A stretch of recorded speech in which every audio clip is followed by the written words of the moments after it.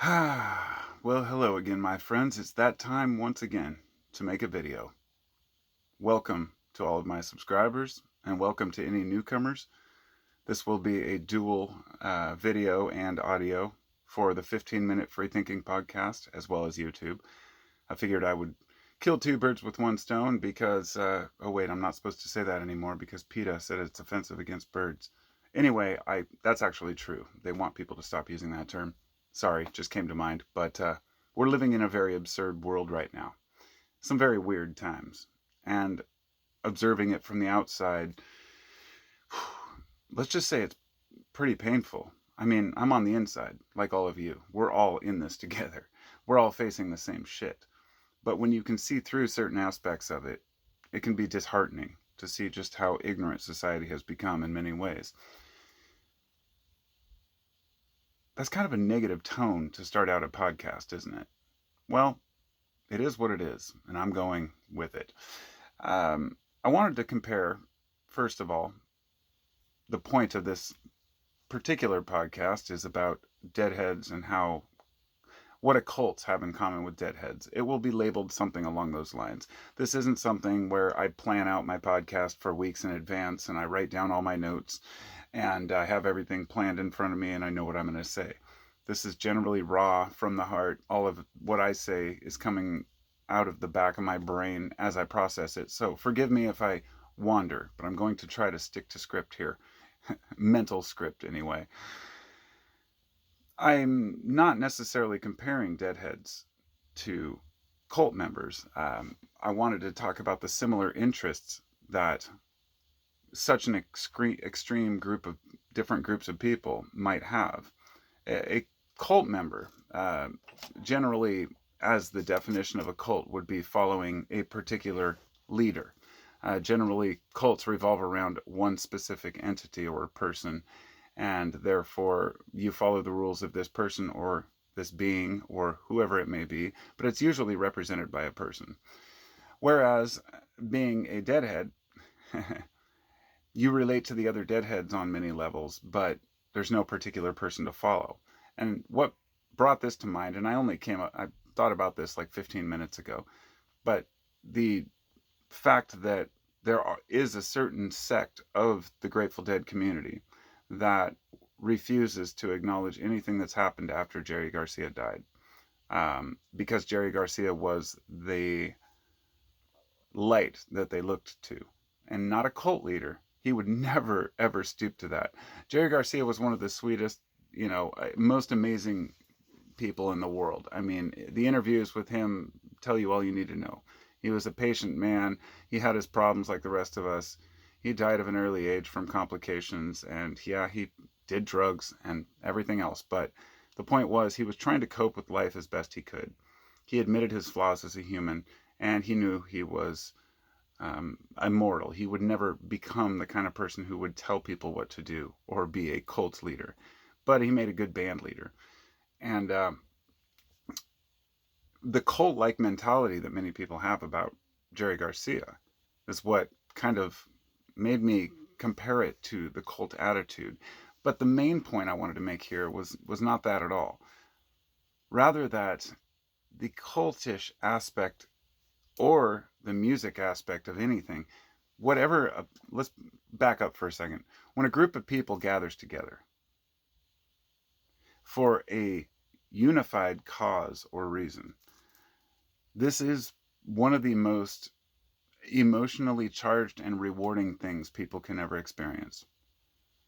When I go to a concert, like I did last weekend, and I was at the Dead show, so if it sounds like I'm harping on Deadheads, I'm not. I just got back from the final Dead shows, which is Dead and Company, which only has two original members of the band, along with, O'Teal and John Mayer and Jeff Chiamati or something, a different keyboardist and another younger drummer.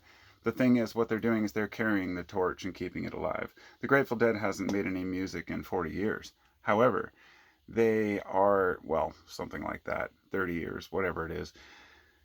I was fortunate enough to see Jerry Garcia on stage maybe 9 or 10 times before he died in 95. I became a Deadhead when I was like 15, and I was the long-haired hitchhiking barefoot dude. I loved it. The first time I went to a Dead show, I found communion and connection with artistic and intelligent people that I did not and was not able to find anywhere else. It was something that I didn't ever expect to find. But even at that age, I was a little too young to really see how fucked up the world really is and how many problems we actually have. And not just with society itself as a whole, but with individuals who are seeking to find some sort of a connection with other people. As the years went on, I continued going to various concerts and shows. I very much enjoy bonding over music. And one time I made a video where I was comparing, I said, music is my church. And it's such a prominent idea in my mind that when I go to a concert, that is going to church for me. It's the same thing. You gather with a bunch of like-minded people, everybody dances around and sings, and you walk away feeling good and you recharged and like you're connected. To me, music is part of God like anything else. Music is a very unique way to, feel. This past weekend, Dead and Company, well, they did their quote final tour. We went the week before to the Gorge Amphitheater too. But I didn't get into either one of those shows. We couldn't afford the tickets, even though we drove all the way out there. But I had a nice weekend, even though it was like 100 degrees and we were baking in the sun. But we decided to go to San Francisco for the final shows. The final 3 shows, Friday, Saturday, and Sunday. And I'll just tell you this, Friday was okay. I got kind of cold. Saturday was the most amazing concert I've ever been to in my entire life. And Sunday, I didn't think they could top it, but they did, and it was even better. Yes, both night I indulged in psychedelics, but not over the top, to the point where I was at the right place at the right time, and I felt so connected with the people around me. I had my family and friends there. It was a very special moment. And for me, it's going to go down as one of those just impressed upon my brain moments that I will never forget. It was the combination of everything, the final shows, the great performance, the light show. They had a drone show where they did all this dead stuff in the way up in the air, and we were just in awe at the whole presence of everything. The stadium was perfect. They didn't even search you at the gate. It was totally laxed. It was like going to a show back in the 80s where, you just walk right in and, and no issues. No security. Everybody was just smoking joints, doing what they pleased. It was like they just said, leave people alone and let them do what they do. And let's just say that it was all these things combined lended it to be such a great experience that I will never forget. And this was one weekend out of my life. And it will be one I'll remember forever because I was connected with other people. If I'd gone and see the band play by themselves, would it be the same? No, of course not. If I was the only person there, I wouldn't have that connection. When I went to my first Dead shows, it made me want to go back. And I continued going back. I go to see Fish shows and various other bands that I really love that experience. It's the same feeling people get from going to church. It's the same feeling people get when they join a cult and when they feel like they're connected to someone else and something else. It's the follow the leader mentality that bothers me. It's not about the community. There's a line within a NoFX song. It's called Anarchy Camp. Actually, NoFX is coming this weekend. We were thinking about going to see them, my friend and I, up in Tacoma. Not sure yet, because I might go camping. But anyhow, the song has a line in it that says, if somebody takes charge, you'll be expected to beat them. And it always comes to mind when I see somebody standing on a podium or a soapbox saying, I have the answers. I know the truth. This is what God is. This is what you should be doing with your life. These, YouTube psychics, these, internet experts on everything, right? That think that they can help you and help your life. And, here, I'm going to, you can be a hustler. You can make a lot of money, or you can make a lot of spiritual cash, or whatever it might be. Back in the day, I guess a few years back, it was, evolving to your 5-dimensional consciousness. All this bullshit, from money grubbing conservative bullshit to money grubbing, extreme left wing crystal chakra bullshit. That I'm not to put anybody down here, but the entire spiritual community is pretty much full of shit. It doesn't mean that you shouldn't connect with your higher self and your higher ether, whatever you want to call it. But let's be real here. What's important is very difficult to assess, but it's not just about yourself, but it's also not just about community. So talking about cults and the dead, it's a community that we find and we feel in our hearts. Now, something's happened over the past couple decades. It's become a self-help plethora of garbage, of people saying, you can do it all yourself. You can be independent. This has even shined through in the movies in the way that I'm not going to turn this political or into, not political, but, male, female, or controversy because of, quote, the message that we're all, supposed to just accept these days, which is that equality and basically the movies. Look at any Disney remake recently and see how bad things have become, how everything has to be all inclusive. That's not a bad thing in itself, but rather doing it for the cash. It's a way to detract from the bigger messages that we as humans really do need each other. So they're making characters, superheroes for example, more independent. Rather than taking an old story that was a love story between a man and a woman, now it has to be an independent woman who doesn't need men. There's nothing wrong with that inherently. And don't get me wrong, I have a point here. It's a matter of the reality that we are all yearning for connection. That should be the main message, because it's true. We feel connected to other people. We want to bond with other people. Independence and being able to say fuck you to the world seems to be kind of a cliche these days.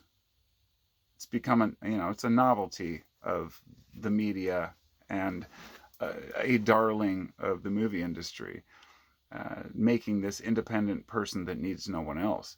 But that's not what people are like. We may hide from our emotions. We may hide from the reality that we want connections. We want friends. But how many people do you know that say they don't have any real friends? That's not a bad thing. It's just an unfortunate thing. Having good friends is one of the most beautiful things in the world. We had a little accident on the way back. I'm not going to go into details, but I had the most epic weekend last weekend. And on the way back, we crashed bad. Everyone was fine, but the car, the front left end, just got totaled, wiped out the oil cooler, and fucked up the back, the back wheels. There was something wrong, like not a tie rod, but something like that, some sort of a support arm for the axle. Let's just say it was undrivable. I'd driven 800 miles, and we were only an hour from home. As they say, it always happens close to home. My buddy, he came down. He helped me try to go out and find the parts to fix it. We couldn't get it fixed because the axle was screwed. So he took me down to U-Haul, rented a trailer. He paid for the trailer, he insisted. Or dolly, the tow dollies. Went back, hooked up the car, drove it back. I tried to pay for his gas. He wouldn't take it. He paid for the whole thing. Now, this is something that to me is very difficult to accept. I'm not one for gifts. He told me at the time, he's like, dude, you, like the last 2 kilos of kratom you gave me, you didn't even charge me anything for it. And I was like, well, yeah, but that's me. I want to give stuff away on my terms, but I have a hard time accepting it. But the point here is that he's a damn good friend for doing that. And I feel it in the heart to have a friend that would do something like that for me. And that's because throughout my youth, I tried to develop relationships with people. Some came, some went. And eventually, a few friends shined through the years that I hung out with. I have people I haven't seen in years that I would openly embrace. Like my best friend Barnum when I was a kid. We were best friends and grew up and went skating and biking together. and he just disappeared. I love the guy, but he went off to do his own thing. I have other friends that have disappeared, and I've also had friends who I disowned basically because they were bad for me. My point here being that community sometimes can be difficult. Developing a community you relate to. Going to a concert or a Dead show, for example, there are many people, most people are honest and have the same intentions. There's always going to be a small element of corruption. We can't let the few people who fuck us over decide how we feel about people in general. And I say this with a heavy heart. I've had a couple of my best quote best friends when I was younger steal from me. People I let stay with me when they were suffering, having a hard time. They robbed me. They took various items that were my father's, and he'd passed away. Things they imagine letting a friend stay at your house, and then having them steal, some jewelry, necklace, and your dad's wedding ring, and a pistol and stuff that your grandpa took off a dead German soldier in World War II, knowingly, and take off and steal these things from you. And then imagine they come back and apologize, and you accept them back into your life. This is back when I was 19, 20. This is what happened. And I'm more than willing to accept somebody's apology and welcome them back, because I learned long ago not to harbor resentment. So this is where I come to kind of a point I would like to make about cults versus communities. You know, if your group resents others, you're doing it wrong. And I say this because when I go to a Dead show, for example, there are so many people there that love music. They're so connected, they interact, a lot of psychedelic discussions going on, some very existential shit people talk about.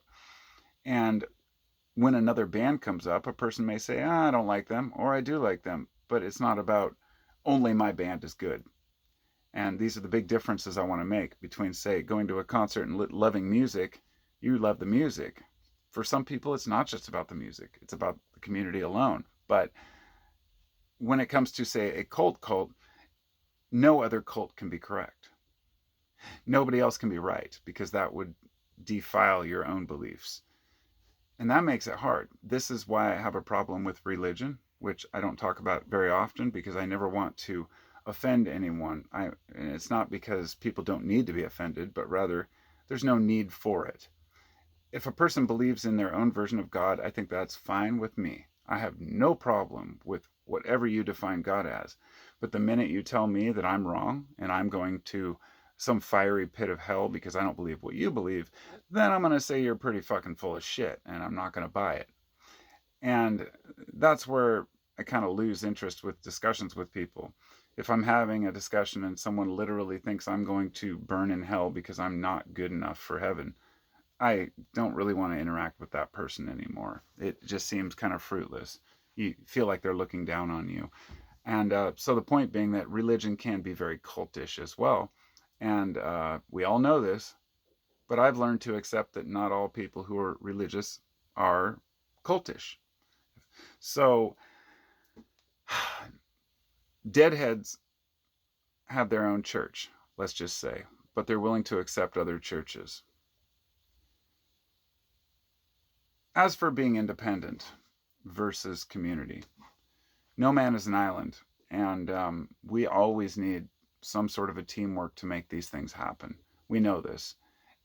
Something I took note of is that I was watching something about heavy metal festivals earlier, and they were talking about all the alcohol and drunks, and they were showing, how fun it is. Metal is great. I'm a metalhead too. And but let's just say it's a completely different scene when you have an entire festival full of drunk people as opposed to when you have a festival full of people on psychedelics. A few may freak out, but let's just say the conversations that happen, you don't wake up in a drunken stupor or with a hangover the next morning. You wake up with this mind full of ideas you want to share with people.